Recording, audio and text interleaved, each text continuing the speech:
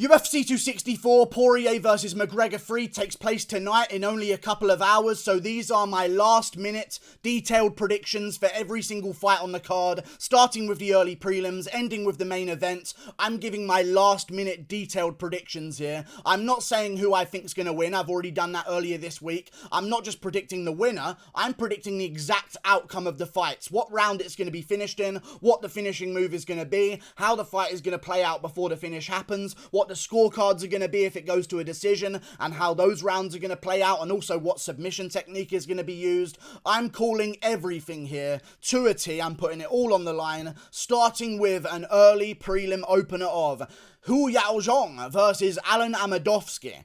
I believe that Yaozong is going to get this one done. I think he's too big for Alen Amedovski, and that's going to be very apparent once they get in the cage. Alen Amedovski is going to go out there, try and play a little bit of touch and go, while Yaozong is also doing the same thing. He'll land some good leg kicks on Alen Amedovski early. I think he'll land a lot of good leg kicks. At one point in the fight, in the first round, Alen Amedovski is going to catch one of those leg kicks and take down Yaozong with it. Yaozong will then work his way back to his feet at middleweight because he's big enough to do so. Start defending some good takedowns. Alen Amedovski will go for another takedown. Now he's got Yaozong against the cage. Try and get him down again, but Yaozong is going to defend it. And then once he's defended a couple of takedowns against the cage in that first round, towards the end of the first round, those leg kicks are going to start adding up. And then Yaozong is going to get a KO in the first round against Alen Amedovski at the very end of it. The leg is chewed up from Alen Amedovski, and the hands start becoming very available for Yaozong. And he lands a brutal straight right hand on Alen Amedovski's head,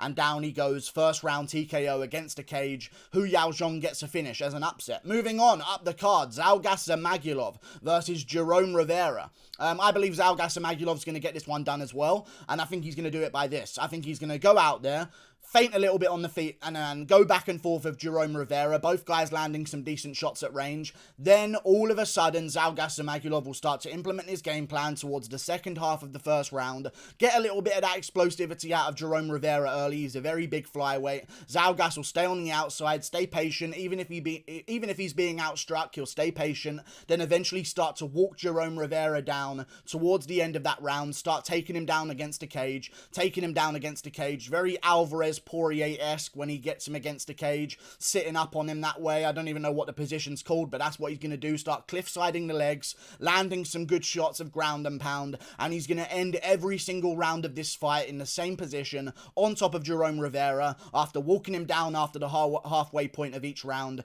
getting him to the ground and starting to do some damage there. It'll be an even fight on the feet in the first half of all of the rounds. Maybe Jerome Rivera will have a bit of an advantage because he's got a lot of range in the flyweight division, but Zhumagulov eventually will get him to the ground at the end of every round and start doing some dominant ground and pound there, and that's going to secure him every single round. I'll give it a 30-27 to Zhumagulov. Moving on up the card, Omari Akhmedov versus Brad Tavares. I'm going to go with Brad Tavares here, and I think he's going to win it by decision, 29-28. Both guys are going to come out in the first round. Omari Akhmedov is going to look for that leg kick because Brad Tavares stands very heavy on his lead leg. He's a boxer predominantly, uses his hands majority of the time. Omari Akhmedov will start chopping at that leg early. However, Omari Akhmedov is also going to come to a point in the fight where maybe he's getting hit with a couple of shots on the feet by the hands of Brad Tavares. He's chopping at the legs of Brad Tavares. He's landing good leg kicks, but Brad Tavares is landing good jabs, good straight left hands, and I think Omari Akhmedov's going to run into some problems there. Brad Tavares starts landing some straight shots, a couple more jabs. Omari Akhmedov doesn't like it too much, doesn't feel like the leg kicks are working out too well for him. He's going to start to go for some takedowns in this fight, and as he does that, he will fail his takedowns against Brad Tavares. Brad Tavares will not touch the canvas in this fight, and if he does, he will be back up on his feet within 3 seconds. Brad Tavares has the best takedown defense maybe in the UFC. I'm joking, but definitely has some real legit takedown defense. I think Omari's going to try and get him down, but Brad Tavares is going to constantly work his way back up or stay on his feet in the first place. All of these failed takedowns will eventually start to take effect on Omari Akhmedov, and eventually Brad Tavares will have a really good late second round and third round throughout. I think I'm going to call a a 29-27 unanimous decision win for Brad Tavares. Akhmedov steals the first round by landing some good shots on the feet and landing some good leg kicks as well. Eventually, in the second round, Tavares sneaks it back towards the end. Then in the third round, I think Tavares is going to have a bit of a 10-8 round. Akhmedov completely gassed out. Tavares just tuning him up all round long. 29-27, Brad Tavares gets the job done as the rounds go on. Moving on up the card, Jennifer Maia versus Jessica Eye. I'm going with Jennifer Maia. My prediction for this fight is it's going to be absolutely fucking atrociously boring. Jessica Eye is going to try and land some boxing combinations, if you can call it that. And Jennifer Maia is going to try and push her against the cage. And I think Jennifer Maia is going to be able to push Jessica Eye against the cage if she was able to do it against Valentina Shevchenko. And I think Jennifer Maia is going to stall this one out against the cage, kneeing the thigh, landing body shots, stomping the toes, maybe gets a couple of takedowns here and there and ends the rounds on top. But Jennifer Maia gets this one done by excruciatingly fucking boring and atrocious 30-27 unanimous decision for Jennifer Maia, making all MMA fans want to never watch the sport again. Moving on up the card to the prelims. Trevin Giles versus Dricus du Plessis.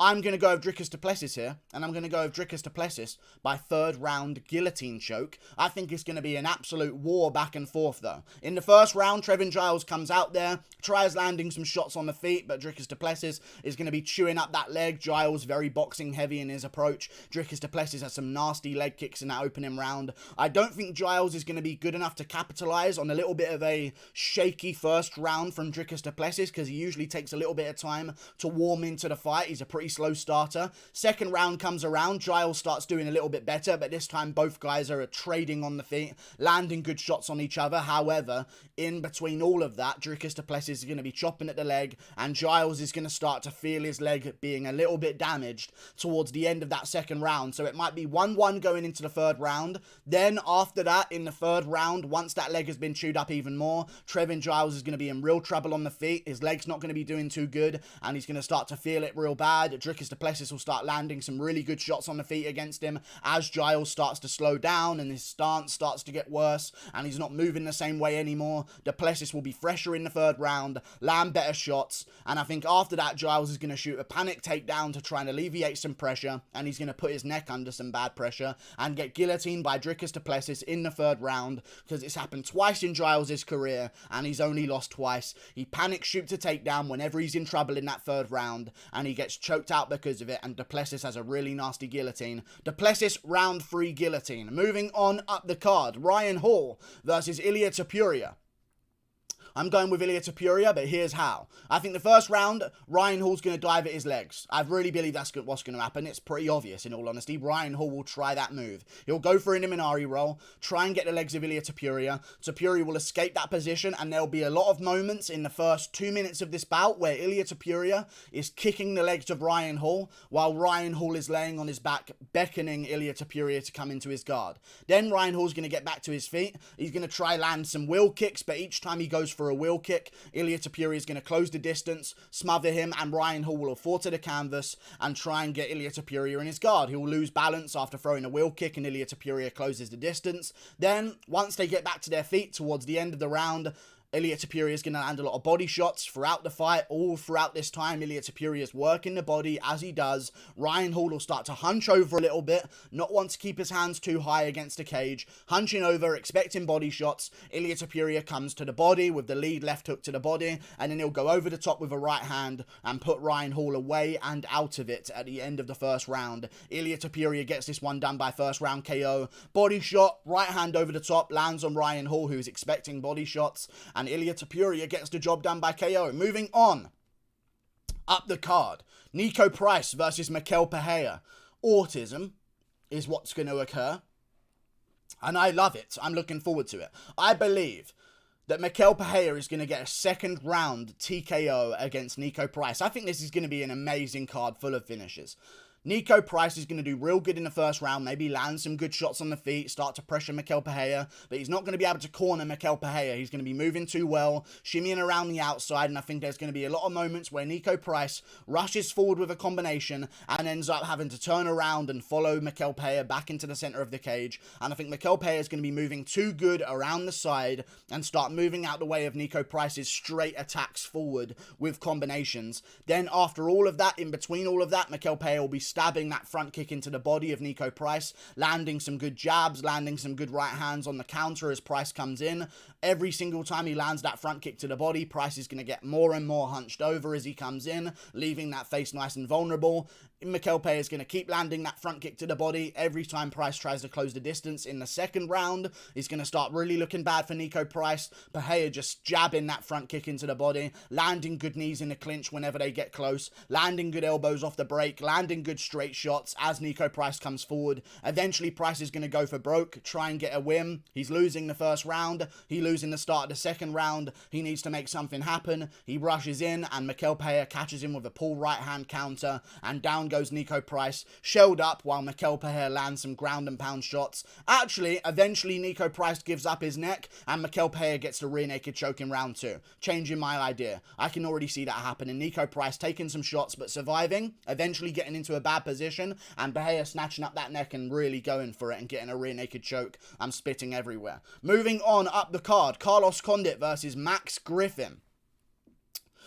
I'm going to go with Carlos Condit here by decision in an upset. I think Max Griffin is good. I think he's going to be doing good early in this fight, but as the rounds go on, I think Condit will make the investment shots. Griffin will go for the head on Carlos Condit, but Carlos Condit's got a real good chin. I could definitely see Max Griffin landing some big shots on Condit in that first round, maybe having some moments of success where he lands a huge straight shot right on the chin of Carlos Condit. Joe Rogan goes crazy, says that Carlos Condit's hurt, even though he's not, because that's what Joe Rogan does. Carlos Condit eventually starts landing some body shots, pushing up against the cage, maybe going for some takedowns against Max Griffin. I think he's going to get a couple of the takedowns in the second round, start landing some leg kicks, landing some counter hooks. I think it's going to be a lot of Condit circling out, landing hooks as he escapes as Griffin comes forwards, and I think eventually Carlos Condit is going to win this one by 29-28 unanimous decision for investing early on compared to Max Griffin, who I believe is going to headhunt a little bit out there, and I think Condit's going to get the job done 29-28 unanimous decision. First round to Griffin, second 2 rounds to Carlos Condit, mixing in grappling, mixing in combinations, mixing in kicks as well, whereas I think Griffin's going to get a little bit boxing heavy out there against Condit after winning the first round. Condit 29-28. Moving on up the card, Sean O'Malley versus Kris Moutinho. What a funny bunch of people. Sean O'Malley, I think he's going to get a destructive first round KO of Kris Moutinho. I don't see any other way of it going. I think Kris Moutinho is going to go out there, try and go for leg kicks, so O'Malley will move out the way of them, slip back a little bit, make Moutinho spin around from missing the leg kick. Then O'Malley's going to start chopping at the legs of Kris Moutinho, spinning Moutinho around with leg kicks really badly, landing those front kicks to the body, landing some jabs as Moutinho comes in. Eventually, Moutinho's going to be a little bit wobbly on that lead leg towards the halfway point of the first round. I think O'Malley's really going to chew up that leg real bad, because Moutinho, even though he does throw good leg kicks himself, he does sit very heavy on that lead leg and he plods forward. And against a guy who moves around as much as O'Malley, shimmying left and right, I think it's going to leave too many openings to get that leg chewed up and spun around. And I think eventually Kris Moutinho's going to walk in, not too confidently, being a little bit ginger on that lead leg, and it's going to make his advancement and his engagement really predictable and bad, and eventually O'Malley will land a big counter shot on Kris Moutinho, finishing with hammer fists on the ground. I don't think he risks this one for a highlight reel KO. No! What do I think? Right hand lands on Kris Moutinho. O'Malley stands it back up. Then he lands again on Kris Moutinho. Then he goes for a right hand while whipping a head kick up around it and gets a head kick finish against Kris Moutinho at the very end of the first round. After landing that right hand, Moutinho will be worrying about it. Then he's going to disguise the head kick behind it and land it on Moutinho in that first round. O'Malley, 1 round head kick KO. Moving on up the card, Irene Aldana versus Yana Kunitskaya. I think Irene Aldana is going to win. The weight advantage helps as well, in all honesty. Even though you usually would say, she had a bad weight cut, maybe you should change your prediction. No, I think Irene Aldana is going to win this one. I'll say 30-27. I think she's too big to be taken down by Yana Kunitskaya, and I think her stand-up's just way more educated than Yana Kunitskaya as well, so I see an embarrassment to martial arts. Yana Kunitskaya just wading forward, looking to get a hold of Irene Aldana, and Irene Aldana just landing jabs, landing twos, landing a lot of volume on Yana Kunitskaya. I think it's going to be bad for Kunitskaya. She's not going to look like she belongs in there, and I think Irene Aldana's going to have a field day just landing jabs and straight right hands non-stop on the chin of Yana Kunitskaya as she tries to close the distance. And then there's going to be a lot of time against the cage where it's just Irene Aldana defending the position and staying up on her feet. Moving on up the card, 30-27 Irene Aldana. Moving on, Tai Tuivasa versus Greg Hardy. I'm going with Tai Tuivasa by first round KO against Greg Hardy. I think he's going to absolutely destroy that lead leg of Greg Hardy on the calf as well. Not many heavyweights throw calf kicks other than Tai Tuivasa. I think he's going to go out there. Hardy's going to throw some big bombs early. Tuivasa's going to move around, wait for those first few exchanges to be over, start chopping at that calf real badly in the first round. Hardy's going to feel it a couple of times. He's going to be okay with it. He's going to try go forward again. Then Tuivasa's going to land one too many of those calf kicks towards the last 2 minutes of round one. Hardy's going to be in bad position. Now Hardy's the one moving backwards and Tuivasa's the one moving forwards. Tuivasa's going to have his own way, landing some shots to the body, chopping at that calf again. Greg Hardy starts stumbling on his leg, moves back against the cage. Tuivasa gets to clinch against the cage, lands some body shots in close while pushing Greg Hardy up against the cage with good head positioning, landing some good shots, kneeing at the thigh, stomping at the legs, landing some body shots, breaking, landing some elbows. Greg Hardy trying to keep a hold of him. He's on one leg. It's not going too well. He's being concussed a little bit as well. Then Tai Tuivasa is going to break, land a big shot on the break from the clinch against the cage. Down goes Greg Hardy. Tai Tuivasa follows up with shots of ground and pound. Break off the clinch. Right hand straight on the chin of Greg Hardy. Hardy goes down. Tai Tuivasa takes the backside, starts landing some left shots as he goes down, and Greg Hardy gets TKO'd at the end of round one or round two, but I think it will happen early in round one, judging by the way Yorgan De Castro chewed up his leg. Tai Tuivasa, round one KO, breaking from the clinch after chewing up Greg Hardy's leg. Moving on up the card, Gilbert Burns versus Stephen Thompson. Now, 29-28 Stephen Thompson. I think Gilbert Burns is going to go out there, have a real decent first round against Wonderboy Thompson. I think he's going to be very aggressive, landing some leg kicks, landing some shots over the top, start swinging some big haymakers, but he misses them, but he's also landing some good shots in between as well, like the leg kicks, like some maybe a couple of jabs, maybe a couple of lead hooks on the chin of Wonderboy. Maybe he cracks him a couple of times and Wonderboy looks like he's wobbled a little bit, but he's okay, just a little bit off balance, but Joe Rogan will scream that he's done and he's about to be finished. But either way, Stephen Thompson takes a couple of big shots in round one. Burns starts winging him even more now that he's landed a couple on Wonderboy. That makes him a little bit more predictable. Burns starts missing a lot of big shots towards the end of round one, but round one's going to go to Gilbert Burns while Wonderboy lands a couple of side kicks to the body, a couple of side kicks to the leg, a couple of leg kicks of his own, a couple of body kicks, a jab to the body, a good shot upstairs. Wonderboy's doing good. He's investing his shots. Burns goes a little bit aggressive too much in the first round. Second round happens, Burns is a little bit more patient, and that's when he runs into Wonderboy's game, which is just a point fighting striking match. Burns has taken some side kicks to the body. He's taken some body shots as well. He's going to try and get Wonderboy down in the second round after the first round doesn't work. Wonderboy will defend against a cage and land some good shots and circle out and move away from Gilbert Burns. That's when the mental defeat of Burns will start, and Wonderboy will begin to just tune him up from the outside, landing combinations with the punches, hurting Gilbert Burns a couple of times, but Burns is going to cover up, and then Wonderboy is going to say, I'm too nice to finish you. Hey, come here, man. I feel bad for you.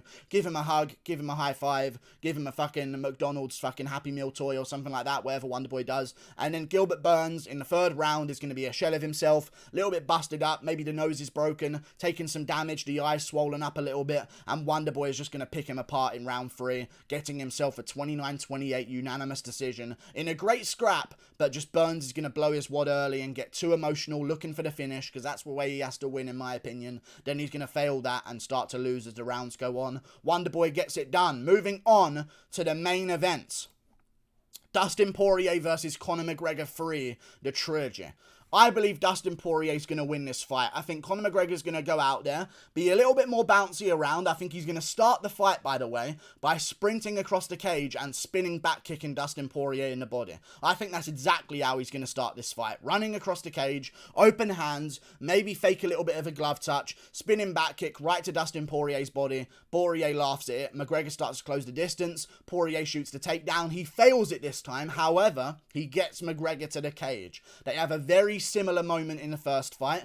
Both guys against the cage, landing some shoulders on each other. McGregor maybe going for some knees. Poirier punching at the fire, doing some knees to the fire and stuff like that, removing the explosiveness of McGregor. McGregor breaks from the clinch, lands some good shots on the feet. I think he's going to do pretty well. Dustin Poirier is also going to be a little bit more timid in the early rounds of this fight. I think it's going to be a clearer first round for Conor McGregor. I think it's going to be a very clear first round for Conor McGregor. Landing good shots. Dustin Poirier looks a little bit shook because he hasn't quite got the time against the cage that he needed to break the explosiveness of Conor McGregor. McGregor's going to have a little bit more power, land some shots to the body, land some leg kicks of his own, while Poirier lands some back, by the way, on that calf. I think he'll land about 2 of them, but McGregor will take him a little bit better and Poirier will land less of them. Then eventually, after the first round, it'll be 10-9 McGregor, clear this time. Very good round for McGregor. Round 2 comes around, both guys landing good shots on each other. McGregor landing great shots on Poirier. I think he's actually going to have a moment where he hurts Poirier in round 2, landing a big shot within that first 2-minute period.